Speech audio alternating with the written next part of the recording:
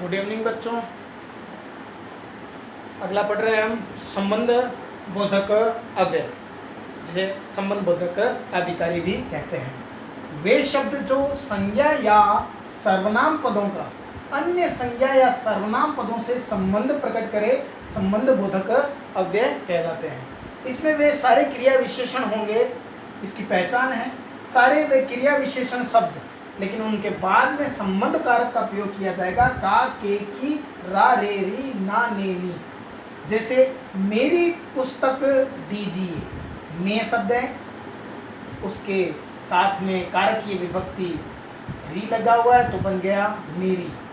तो ये सर्वनाम और इसका इस संज्ञा से संबंध प्रकट कर रहा है, तो ये संबंध बोधक अव्यय है। इसी तरीके से अपनी चाय पीजिए, आप शब्द से ये नी कारकीय विभक्ति बनी और इस चाय संज्ञा से इसका संबंध प्रकट हो रहा है, तो ये है संबंध बोधक अव्यय। इसी तरीके से वह नदी के किनारे टहल रहा था, के शब्द आया है, के शब्द आया है। नदी और किनारे इन दोनों को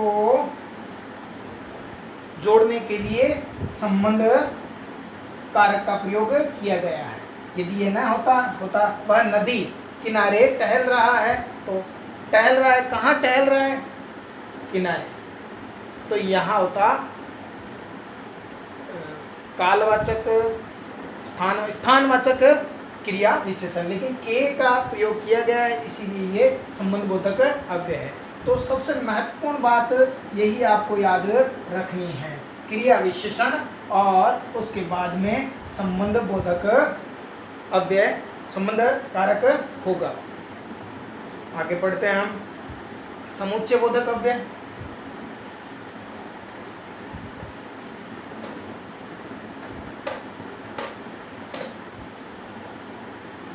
समुच्चय बोधक अव्यय, समुच्चय बोधक वे शब्द जो दो शब्दों, वाक्यों या वाक्यांशों को जोड़ने अथवा तोड़ने का कार्य करे। वे शब्द जो दो शब्द हो सकते हैं, दो वाक्य हो सकते हैं और दो वाक्यांश भी हो सकते हैं, या तो उन्हें जोड़ेगा या उन्हें तोड़ेगा। ऐसे शब्द कौन कौन से होते हैं? जैसे लेकिन, किंतु, परंतु, अथवा, या, तथा, और, यद्यपि, तथापि, एवं आदि। ये शब्द होंगे, ये शब्द जोड़ने का और तोड़ने का कार्य करें। जो जोड़ते हैं उन्हें कहते हैं संयोजक, और जो तोड़ते हैं उन्हें कहते हैं विभाजक। तो संयोजक और विभाजक दोनों ही समुच्चय बोधक होते हैं। आपसे पूछा जा सकता है समुच्चय बोधक कितने प्रकार के होते हैं? मुख्य रूप से दो प्रकार के होते हैं, संयोजक और विभाजक, जो जोड़ते हैं और जो तोड़ते हैं। जैसे आप कॉफी लेंगे या चाय, तो ये जो शब्द है ये इन दोनों को जोड़ रहा है, तो ये समुच्चय बोधक अव्यय है। इसी प्रकार राम और श्याम चले जा रहे हैं, राम और श्याम, और शब्द जो है वो समुच्चय बोधक अव्यय है। राम आया और श्याम चला गया, तो ये दो शब्द न होकर दो वाक्य हैं, ये वाक्यांश हैं। इस तरह से समुच्चय बोधक अव्यय होता है। आगे पढ़ रहे हैं हम विषमयादि बोधक अव्यय। 4 नंबर पे है विषमयादि बोधक अव्यय वे शब्द जो विस्मय, हर्ष, शोक, घृणा आदि का बोध कराए।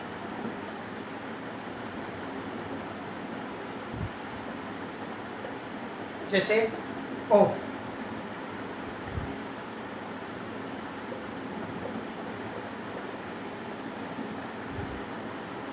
ये क्या हो गया, ओह ये क्या हो गया, दुख के लिए, शोक के लिए, वाह कितना सुंदर दृश्य है।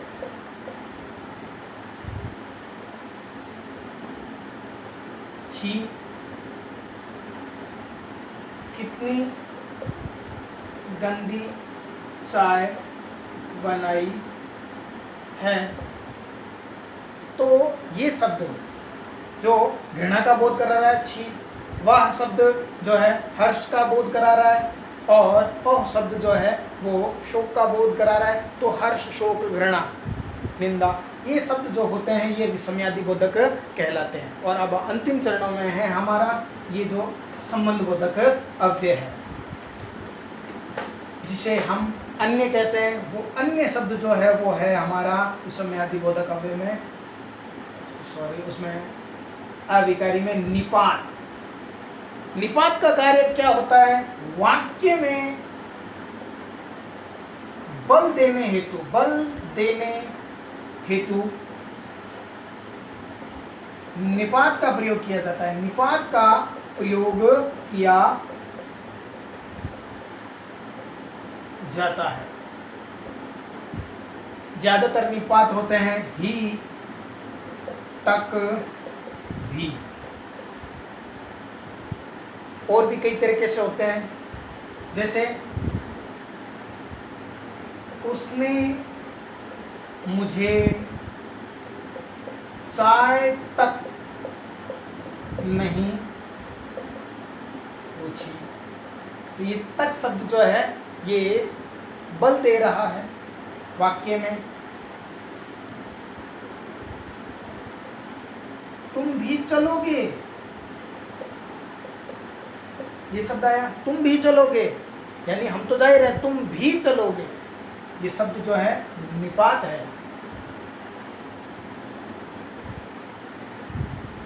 आप ही महात्मा गांधी हैं।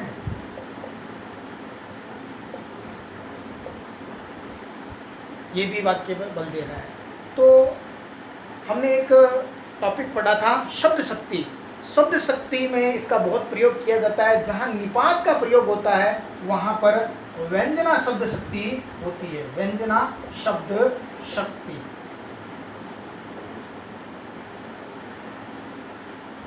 आशा है आपको मेरे ये वीडियो समझ में आए होंगे, और यदि आपको समझ में आए हैं तो मेरे वीडियो को लाइक करें, कमेंट करें, शेयर करें और सब्सक्राइब करना न भूलें।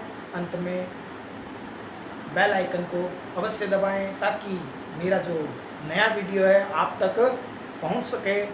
धन्यवाद।